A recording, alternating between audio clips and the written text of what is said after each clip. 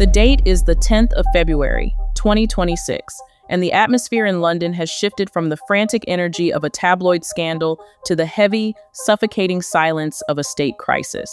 Tonight, the fate of Archie and Lilibet has entered territory that transcends celebrity gossip or royal feuding. Buckingham Palace has confirmed, through the starkest of back channels and encoded diplomatic cables, that both children have been formally removed from Meghan Markle's custodial influence. This was not a celebrity breakup played out in the tabloids with weeping sources and paparazzi photos, nor was it a standard custody dispute resolved in a family court with lawyers arguing over visitation rights. It was a state operation, executed with the precision of a military maneuver and the finality of a guillotine. The trigger for this unprecedented intervention was a sealed legal brief delivered at dawn to the private quarters of Windsor Castle. It detailed a secret move by Meghan that crossed the final red line: the quiet, unexplained withdrawal of Archie and Lilibet from their schools and an attempt to erase their institutional footprint entirely in preparation for a move to a non-extradition jurisdiction. Sources confirmed that Princess Anne convened an unscheduled crisis summit within the hour of receiving the intelligence. She carried with her a red folder marked "Immediate Custodial Breach," a designation usually reserved for threats to the line of succession or the physical safety of the sovereign. She didn't ask for permission to act. She demanded it. By 10:20 in the morning, Prince William had invoked a dormant law known as the Edwardian Protocol to seize control of the royal lineage. Today, we are taking you inside the contents of that red folder. We are revealing the secret Dubai deal that forced the crown's hand, and we are exposing Operation Dandelion, the mission to bring the children home. To understand the severity of the crown's response, one must look at the event that set the clock ticking. The crisis began on February 6 in Santa Barbara, California.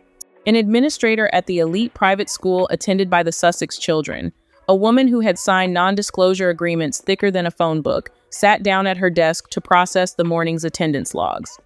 She noticed a discrepancy that sent a chill through the administration. Neither 7-year-old Archie nor 5-year-old Lilibet had been enrolled for the spring term.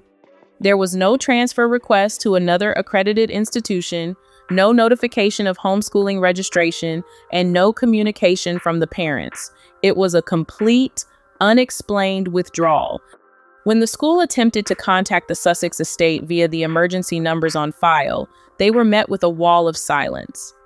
The administrator flagged the file with the subject line "No-show," immediate concern, and escalated it to the school's board, who in turn contacted their liaison at the British consulate in Los Angeles. This wasn't just a missed day or a long vacation. It was a disappearance. Royal education liaisons, who are tasked with monitoring the development of children in the line of succession regardless of their location, found their calls blocked. Private pediatric appointments, scheduled months in advance at Cedars-Sinai, were suddenly canceled without explanation. The Palace Intelligence Network, which maintains a discreet but constant watch over the family members, realized within hours that this was not a random administrative error. It was a calculated extraction. Meghan wasn't just hiding the children, she was erasing their institutional existence. The realization that the children had been pulled from the grid triggered an alert that went straight to the desk of the Princess Royal, bypassing all lower channels. When Princess Anne arrived at Windsor Castle on the morning of February 9, the air was thick with tension. She walked into the private meeting room where King Charles was waiting, looking pale and weary. Witnesses say she didn't bother with pleasantries or protocol.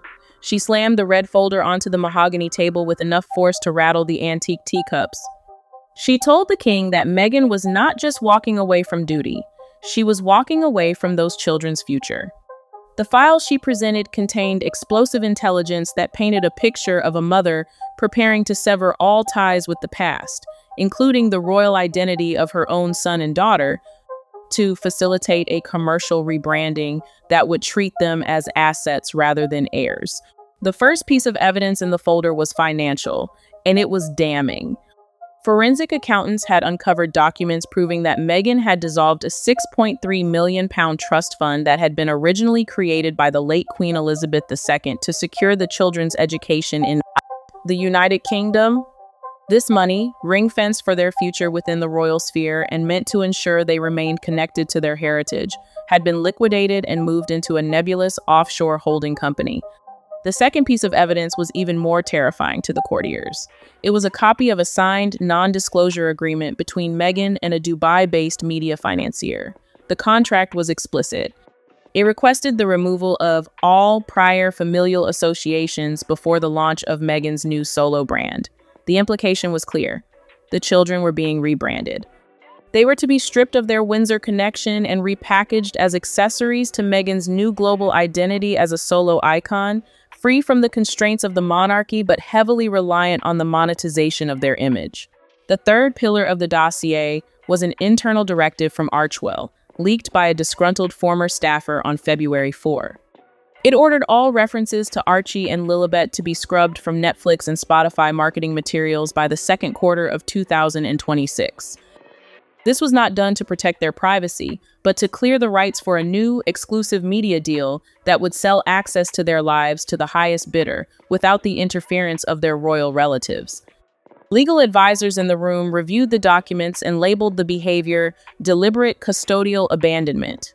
It appeared that Meghan was clearing the deck for a massive rebrand, and the children, with their royal baggage and potential for diplomatic entanglement, were being edited out of the script until they could be reintroduced as products.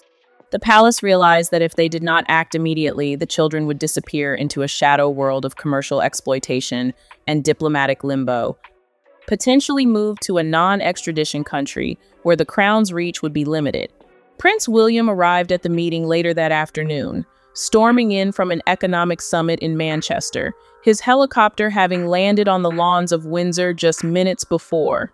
He read the final page of the dossier, his face hardening into a mask of fury that those present said they had never seen before. He reportedly looked up at the room and declared that this was no longer about Meghan. It was about the survival of two children, emotionally, legally, and historically. The next morning, February 10, William took a step that had not been taken since the abdication crisis of 1936. He invoked Appendix 4 of the Royal Succession Stabilization Act, a clause known as the Edwardian Protocol. This dormant piece of legislation states that in cases where royal minors are at risk of erasure, displacement, or exploitation that threatens the dignity of the sovereign, the Crown shall assume structural guardianship to ensure stability, heritage, and continuity. The vote in the Royal Advisory Council was unanimous. The Crown was taking the children back. The response was swift, brutal, and coordinated across multiple continents. The first step was a passport freeze. Archie and Lilibet's international travel rights were immediately suspended via diplomatic channels. The Home Office revoked their ability to travel on any passport other than a diplomatic one held by the Crown. They could no longer cross international borders without the dual authorization of the Princess Royal and the Crown's Child Welfare Council. This effectively trapped them within the jurisdiction where the Crown could reach them or prevented them from being moved to a jurisdiction where they could not.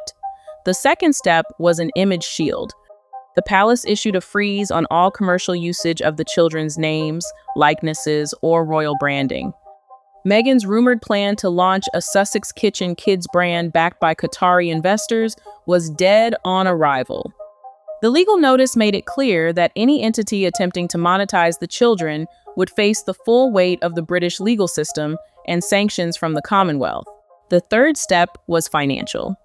Banking regulators in the UK and Canada moved to freeze accounts associated with MA Holding, a shell company that intelligence suggested Meghan had set up to funnel the children's potential earnings. The money was locked down, inaccessible to her lawyers or her business managers. But the most dramatic element of the response was physical. A private jet chartered by the UK Foreign Office touched down quietly at Santa Barbara Airport in the dead of night. The mission was codenamed Operation Dandelion. On board were not soldiers, but child welfare officers, a royal legal envoy bearing documents signed by the High Court, and a pediatric trauma specialist. Their orders were clear: document the conditions of the children, ensure legal compliance, and prepare for extraction should it become necessary under the terms of the guardianship order. As the operation unfolded, the fallout in Los Angeles was immediate and catastrophic for Meghan's standing.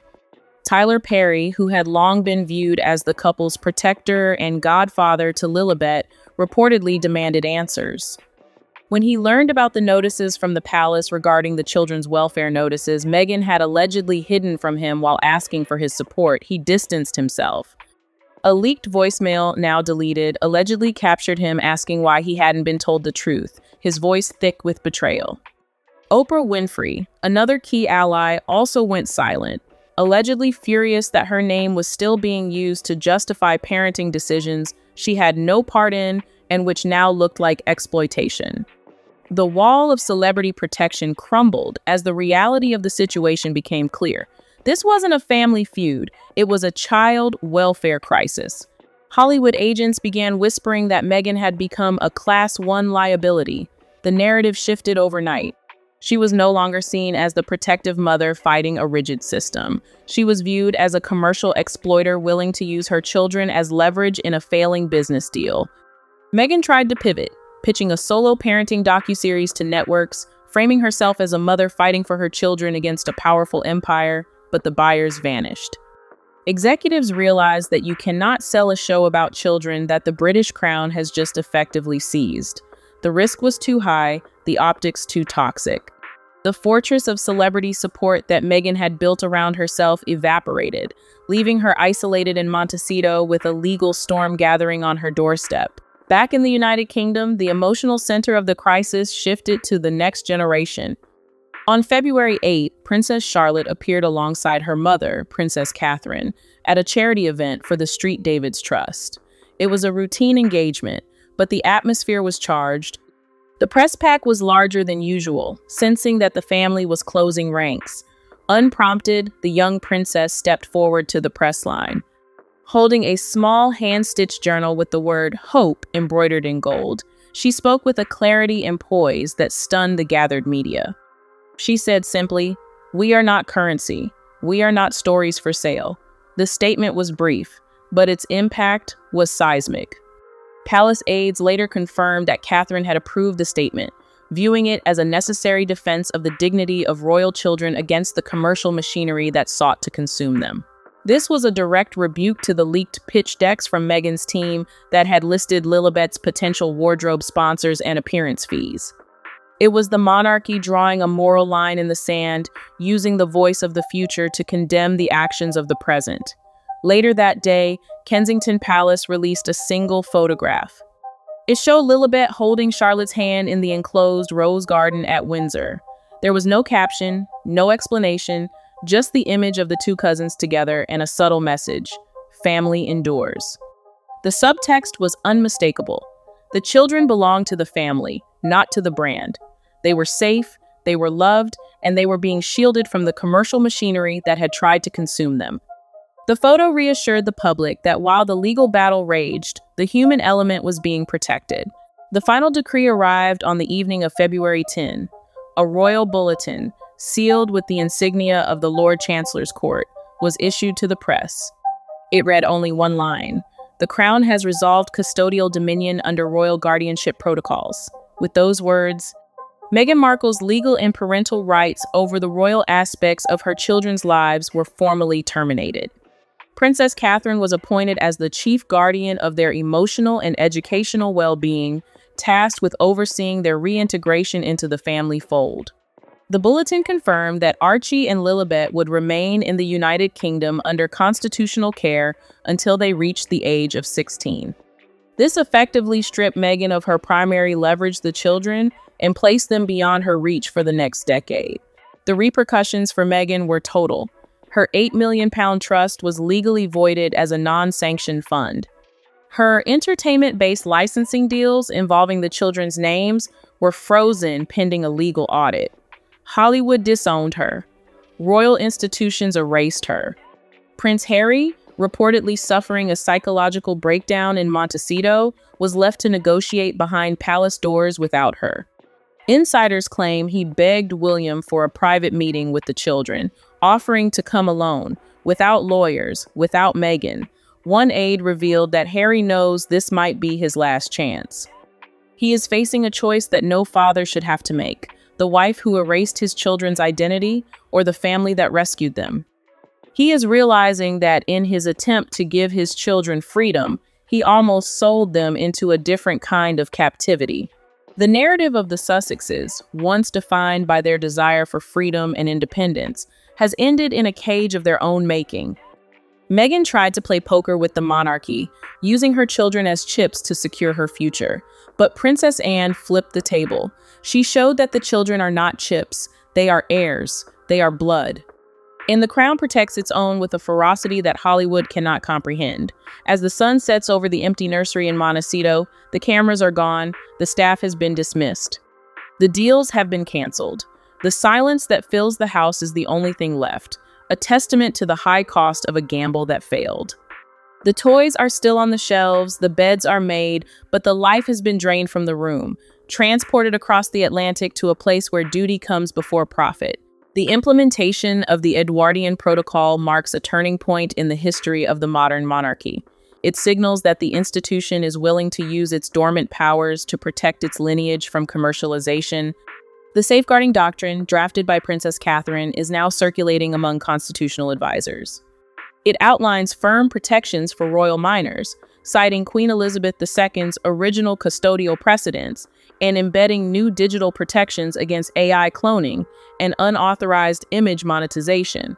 This document is expected to become the new standard for how royal children are protected in the digital age, ensuring that they can never again be used as leverage in a brand war. It establishes that a royal child's privacy is not a commodity to be traded, but a right to be defended. For Meghan, the loss is absolute. She has lost the titles, the trust funds, the Hollywood deals, and now the custodial authority over her children's public lives. Her attempt to launch a new platform, Arc Legacy, rang hollow as the news of the guardianship order broke.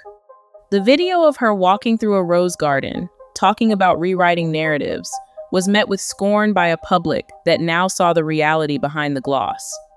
The Sussex Kitchen Project, the fashion endorsements, the memoir chapters about motherhood, all of it was rendered worthless the moment the crown stepped in. She is left with a brand that has no product and a story that has no ending. She is a general without an army, a queen without a kingdom, left to wander the halls of a mansion that feels increasingly like a mausoleum for her ambitions. Prince Harry remains in a state of limbo, isolated in the guest house of the Montecito estate, separated from his wife and his children. His friends say he is paralyzed by guilt and regret, haunted by the realization that his passivity allowed this to happen. He watched as the commercialization of his family escalated, and he did nothing until it was too late. Now, he must decide whether to fight a losing battle in the American courts or to accept the terms of the crown and return to the UK as a father, but not as a husband. The shepherd boy has cried wolf for the last time, and now he must live with the silence of the empty pastures. He understands that his children are safe, but they are safe from him as well as from her, and that is a bitter pill to swallow. The story of the Sussexes was supposed to be a revolution. It was supposed to be about modernizing the monarchy and finding a new way to be royal. Instead, it became a cautionary tale about the dangers of mixing duty with profit. The crown, battered and tested, has emerged with a new resolve. It has drawn a line around its future, and that line excludes the commercial ambitions of Montecito. The children are safe, the lineage is secure, and the monarchy moves on, leaving the chaos of the last 6 years behind it like a bad dream. Operation Dandelion was not just a rescue mission. It was a restoration of order. And as the world watches the fallout, one thing is clear. You can leave the royal family, but you cannot take the royal family with you. In the days following the decree, the British public rallied around the decision. Polls showed overwhelming support for the Crown's intervention, with 87% of respondents agreeing that the children needed to be protected from commercial exploitation. The image of Lilibet and Charlotte in the garden became a symbol of continuity and healing. It reassured the nation that the future of the monarchy was in safe hands. Princess Anne, the architect of the operation, returned to her duties without fanfare, her victory marked only by the quiet satisfaction of a job well done. She had protected the fortress, and in doing so, she had saved the next generation from the sins of the present. As the dust settles on this historic night of the 10th of February 2026, the question remains, what happens next? Will Meghan fight back with a scorched earth media campaign? Will Harry return to the fold, broken and contrite? The answers are uncertain, but the balance of power has shifted irrevocably. The crown holds the cards, and the Sussexes are left with a hand they cannot play. The era of the global royal is over. The era of the protected heir has begun. And in the quiet halls of Windsor, where the history of kings and queens is written, a new chapter has been added to the archives, one that tells the story of how the monarchy saved itself by saving its children. It serves as a reminder that while individuals may waver, the institution remains a vast, unmoving force that will always act to preserve its future, no matter the cost to the present. The interview Meghan scheduled for February 12 now looms not as a platform for redemption, but as a potential eulogy for her influence. The world will be watching, but the power has already left the room.